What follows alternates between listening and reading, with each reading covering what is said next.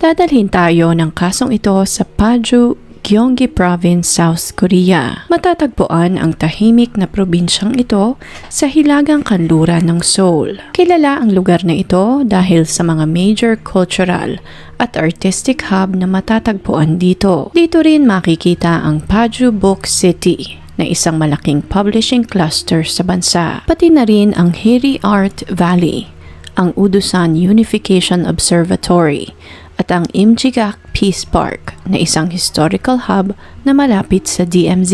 Sa gitna ng kalmadong probinsyang ito, naganap ang isa sa pinaka-nakakagulat na krimen na nangyari sa South Korea. Para sa kaligtasan ng mga kapamilya ng mga involved sa kasong ito, tatawagin natin ang biktima sa pangalang Yoo Sun-ah at ang asawa naman niya bilang Kim Dong-un. Noong November 17, 2024, nakatanggap ang 119 ng tawag mula sa apartment na tinitirhan ng mag-asawa. Ang lalaking si Kim Dong-un ang tumawag sa 119 upang i-report na nanghihina na ang kanyang asawang si Yoo Sun-ah. Buhay di umano ang ginang, subalit halos hindi na ito gumagalaw.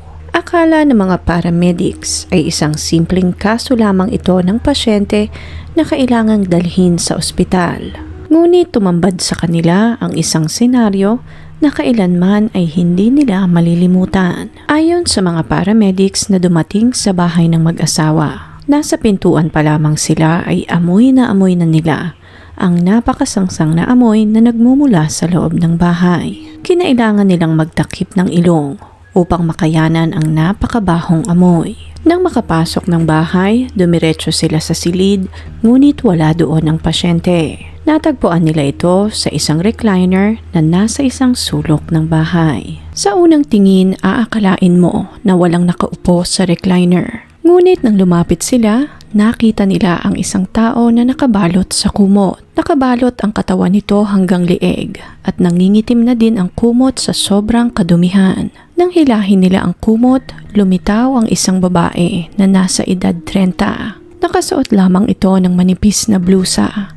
Halos mapuno na ng kung ano-anong dumi ang kanyang buong katawan at meron na ring mga uod at maggots na unti-unting kumakain sa kanyang mga laman. Napakarami ding langaw na umaaligid sa recliner. Nabubulok na ang kanyang mga laman at meron na ring mga likido na dumadaloy sa sahig sa ilalim ng kanyang inuupuan. Sa tabi ng recliner ay may nakapatong na telepono. Meron ding isang TV sa tabi nito na nagpe-play ng isang lumang palabas noong early 2000. Nakatingin ang babae sa telebisyon, humihinga ng mabagal, halos wala ng buhay at naghihintay na lamang na mamatay. Habang nakatayo si Dong-un sa gilid ng silid, ramdam niya ang takot at pangamba. Tama bang tumawag siya ng 119? Natakot siya na baka siya ang sisihin sa naging sitwasyon ng kanyang asawa. Nais lamang naman niyang maging maayos si Yoo Sun-ah, kaya't nagdesisyon siyang tumawag ng saklolo. Ngunit kahit na saang anggulo tingnan, ang necrosis, ang likido sa sahig, ang mga langaw at ang uod na unti-unting kumakain sa laman ng kanyang asawa, maliwanag na naging malaki ang kanyang kapabayaan. Ayon sa pahayag ng mga paramedics na nag-rescue kay Sun-ah, iyon ang isa sa pinakamalalang kaso na kanilang nasaksihan. Isang kaso ng tao na unti-unting nabubulok habang nabubuhay pa. Habang inaasikaso ng mga paramedics ang katawan ni Sun-ah, napakaraming tumatakbo sa isip ni Dong-un. Hindi niya alam kung magpapaliwanag siya. Kung magpapaliwanag naman siya, natatakot siya na baka may mali siyang masabi. Sigurado siyang ikukulong siya ng mga pulis kung sakaling magkamali siya ng paliwanag. Nang maayos na ng mga paramedics ang katawan ni Sun-ah, agad nila itong isinakay sa ambulansya. Sa kasamaang palad, nasa daan pa lamang sila papuntang ospital, ay inatake na ito sa puso. Binigyan nila ito ng paunang lunas. Nakarating sila ng ospital at agad na ipinasok sa ICU si Sun-ah. Ngunit noong November 18, 2024, bandang 10:00 ng umaga, binawian din ito ng buhay. Ayon sa medical documents, sepsis o pagkalaso ng dugo ang ikinamatay ng ginang. Isang nakamamatay na kondisyon kung saan ang katawan ay nagkakaroon ng overreaction sa impeksyon na nagiging sanhi ng pinsala sa sariling mga tissue at organs ng tao. Nang mga panahong iyon, halos butot balat na si Sun A. Napag-alaman din ng mga doktor na mayroong halos 7 litro ng fluid sa tiyan ng biktima. Ngunit ang pinakamalala sa lahat ay ang mga bed sores ni Sun A na halos lumagpas na sa stage 4. Nang lumabas ang medical reports ni Sun A, napag-alaman din ng mga doktor na mas malala pa pala ang nangyari sa kanya. Base sa CT scan, nagkaroon ito ng multiple fractures sa kanang bahagi ng kanyang tadyang. Ayon din sa mga doktor, imposible na dulot iyon ng CPR dahil mukhang matagal na ang bali sa kanyang tadyang. Nakita din nila na may tama din ito ng saksak sa may balikat. Ayon sa mga doktor, inabandona ang katawan ni Sun A sa ganoong sitwasyon nang hindi bababa sa 3 buwan. Ipinarating din ng mga doktor ang findings na ito kay Dong-un at nakapagtataka na parang wala itong kaalam-alam sa kalagayan ng kanyang asawa. Sa halip, naglupasay ito sa sahig habang humahagulhol at paulit-ulit na sinabing hindi niya alam kung ano ang nangyari. Nakita ng mga doktor at ng mga pulis ang paghihinagpis ni Dong-un sa sinapit ng kanyang asawa. Ngunit naging napakahirap para sa kanila na paniwalaan ang paghihinagpis na iyon dahil imposible na hindi nito alam ang totoong sitwasyon ni Sun A. Bago mangyari ang lahat ng ito, normal ang buhay mag-asawa ni Sun A at Dong-un. Si Sun A ay masayahin, malusog at isang dedicated na asawa. Si Dong-un ang una sa kanyang listahan, sunod naman ang kanyang pamilya. Isang mapagbigay na babae at palaging inuuna ang kapakanan ng mga mahal niya sa buhay, lalong-lalo na ang kapakanan ng kanyang asawang si Dong-un. Matapos silang maikasal noong 2016, lumipat si Sun A sa Paju upang sumama sa kanyang asawa.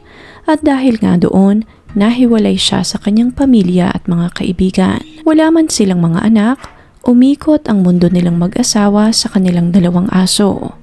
Itinuring nilang parang mga anak ang mga asong iyon. Ngunit noong 2023, nagbago ang kanilang sitwasyon nang mag-resign si Sun A sa kanyang trabaho. Ayon kay Dong-un, nagkaroon si Sun A ng depression at panic disorder.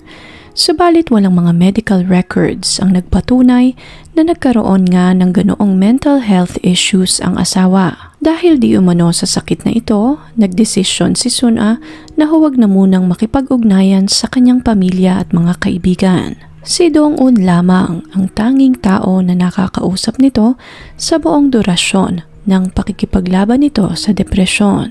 Ayon sa psychological analysis ng mga eksperto, unti-unti di umanong nabaliktad ang power dynamics ni Sun A at Dong-un. Bago mahulog sa depresyon, si Sun A ang nagdadala sa kanilang relasyon. Siya ang aktibo at may kontrol sa kanilang pagsasama. Ngunit dahil nga sa kanyang sakit, naging dependent ito kay Dong-un. Dahil sa pag-iiba ng dynamics na ito, dito na nagbago ang pag-uugali ni Dong-un. Dito na nagsimula ang verbal abuse, ang emotional control, hanggang nahantong ang lahat sa pisikal na pang-aabuso.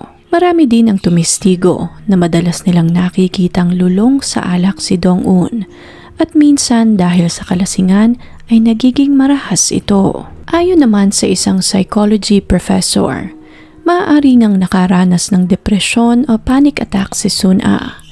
Ngunit hindi iyon sapat na dahilan na magtutulak dito upang ipirmi ang kanyang katawan sa recliner. Mayroon pang mas malalim na dahilan kung bakit hindi na ito umalis o tumayo man lamang sa upuan na iyon. Habang nangyayari ang lahat ng ito, ilang beses na tinangkang bisitahin ng pamilya ni Sun A ang mag-asawa. Ngunit palagi itong kinakansila ni Dong-un. Mga dahilan na busy sila o maayos naman ang kalagayan ni Sun A. Kaya't hindi na nila kailangang mag-alala. Dahil bulag sila sa totoong sitwasyon ng anak, pinaniwalaan nila lahat ng sinasabi ng kanilang manugang. Naniwala din sila dahil palaging nag-a-update sa kanila si Dong-un. Palagi itong nagpapadala ng mga larawan na maayos ang lagay ng kanilang anak sa kanyang poder. Wala silang kaide-ideya na unti-unti na palang naaagnas ang katawan ni Sun-a. Matapos ngang lumabas ang mediko-legal ng biktima, dito na nagsagawa ng investigasyon ang mga pulis. Natagpuan nila ang mga liham na isinulat ni Sun-a. Ilang beses itong humingi ng permiso kay Dong-un na makapunta ng ospital upang makabili ng gamot, ngunit hindi siya pinapayagan ni Dong-un. Ayon sa mga profilers, maaaring gawa-gawa lamang talaga ni Dong-un ang sakit na depresyon at panic disorder ni Sun-a. Maaaring nangyari na lamang ito matapos ang pang-aabusong mental at pisikal sa asawa. Nang sumapit ang March 2024, dito na lumitaw ang mga warning signs. Base sa order history ni Sun-a, dito na siya nagsimulang umorder ng mga gasa at bandages para sa kanyang mga sugat. Nagpapahiwatig na lumalala na ang mga sugat sa kanyang katawan. Base din sa mga records, huling naipasok sa ospital si Sun-a noong July 1, 2024. Pagkatapos noon, halos 5 buwan na hindi nakapagpa-check up si Sun-a. At dito na nga nagsimulang mag-deteriorate ang kanyang katawan. Sa buong durasyon na ito, kitang-kita ni Dong-un kung paano unti-unting nabubulok ang katawan ng kanyang asawa sa loob mismo ng kanilang tahanan. Binaliwala nito lahat ng paghingi ng saklolo ng kanyang asawa. Sa buong durasyon ding ito, kinalinga nito ang kanilang aso. Tinratong parang mga tunay na tao na ipinagkait naman niya sa kanyang sariling asawa. Nagawa niyang pakainin at arugain ng mga aso, ngunit hindi man lamang niya nagawang dalhin sa ospital si Sun-a. Katulad ng nabanggit kanina, nakita din ng mga kapitbahay kung paano nagbago ang pag-uugali ni Dong-un. Palagi itong may dalang soju. Palagi ring malakas ang tugtog sa kanilang bahay. Marahil para huwag marinig ng mga kapitbahay ang karahasan na nangyayari sa loob ng kanilang pamamahay. At simula nga noon, hindi na nakita ng mga kapitbahay na lumabas ng bahay si Sun-a. Nang tanungin naman ng mga pulis si Dong-un kung bakit hindi kaagad ito tumawag ng 119, gayong kitang-kita nito ang pagbagsak ng katawan ng asawa. Wala itong naisagot kundi akala niya daw ay kaya pa ni Sun-a na tiisin ang kanyang sitwasyon. Napakahirap nitong intindihin para sa mga otoridad dahil base sa mediko-legal, nagsimula ang necrosis at ang paglabas ng mga maggot sa katawan ni Sun-a 3 buwan bago ito tumawag ng 119. Malinaw na binaliwala nito lahat ng paghihirap ng asawa. Ayon naman sa mga forensic experts, kumukonsumo ng halos 40 tons of water ang bahay ni Dong-un at Sun-a buwan-buwan. Lagpas sa normal na konsumo ng 2 tao. Isang indikasyon na maaaring pinapatakbo lamang nito ang tubig sa loob ng kanilang bahay upang itago ang mabahong amoy na nagmumula sa nabubulok na katawan ni Sun-a. Sa kabila ng lahat ng paghihirap ni Sun-a, bakas na bakas sa kanyang diary na si Dong-un pa rin ang kanyang inuuna. Base sa kanyang sulat, nais niyang maging isang mabuting asawa, paglingkuran si Dong-un. Ngunit hindi niya ito magawa dahil sa lumalala niyang sitwasyon. Sa mga entries ni Sun-a sa kanyang diary, naging malinaw na sa kabila ng kanyang sinasapit sa kamay ni Dong-un ay mahal na mahal pa rin ito ang kanyang kabiyak. Nagkaroon ito ng psychological dependence kay Dong-un na para bang nakalimutan na nito na may ibang tao din na maaaring makapag-alis sa kanya sa ganoong sitwasyon. Na ang katotohanan ay si Dong-un, ang sarili niya mismong asawa, ang patuloy at paulit-ulit na naglalagay sa kanya sa kapahamakan. March 2024, nagsimula ang mga warning signs. November 17, tumawag ng 119 si Dong-un. Ibig sabihin, 8 buwan niyang binaliwala ang sitwasyon ni Sun-a. Hinintay muna talaga nito na halos mamatay na ang asawa bago ito tumawag ng saklolo. Sa buong durasyon na iyon, nagpatuloy ang mental, verbal at pisikal na pang-aabuso. Ayon sa mga eksperto, maaaring ginawa iyon ni Dong-un upang mas mapababa ang sitwasyon. Kung matatagpuan ng mga pulis na wala ng buhay si Sun-a, Mas magiging mababaw ang kanyang kaso dahil hindi na ito makakapagbigay pa ng testimonya. Matapos ang lahat, nadakip si Dong-un noong December 15, 2024. Nakasuhan ito ng pagpatay, abandonment resulting in death. Ang kasong abandonment sa South Korea ay may parusang hindi bababa sa 3 taon. Ngunit dahil sa tindi ng negligence sa kasong ito ni Sun-a, posibleng makatanggap ito ng parusang 5 hanggang 10 taong pagkakakulong. Sa araw ng trial, nagharap sa korte sina Dong-un at ang pamilya ni Sun-a. Walang paglagyan ang sakit na nararamdaman ng mga magulang at kapatid ng biktima. Ipinagkatiwala nila ang buhay ng anak nila sa kanilang manugang. Ngunit nahantong ang lahat sa isang malagim na trahedya. Hindi nila lubos maisip na makakayang gawin iyon ni Dong-un sa kanilang pinakamamahal na anak. Walang tigil ang pagbuhos ng luha sa loob ng korte dahil awang-awa sila sa sinapit ni Sun-a sa kamay ng taong dapat sanay magtatanggol at magmamahal sa kanya. Walang hanggan ang paghingi ng kapatawaran ni Dong-un sa pamilya ni Sun-a. Subalit hindi magsisinungaling ang mga ebidensya. Naging malinaw sa korte na malaki ang naging kapabayaan ni Dong-un sa sinapit ng asawa at walang ibang itinuturo ang mga ebidensya kundi siya. Matapos ang lahat, si Dong-un ay napatunayang guilty sa pagkamatay ni Sun-a. At siya ay nahaharap sa parusang 5 hanggang 10 taong pagkakakulong. Kung interesting po ang kasong ito para sa inyo, please leave a comment and share your thoughts sa comment section below.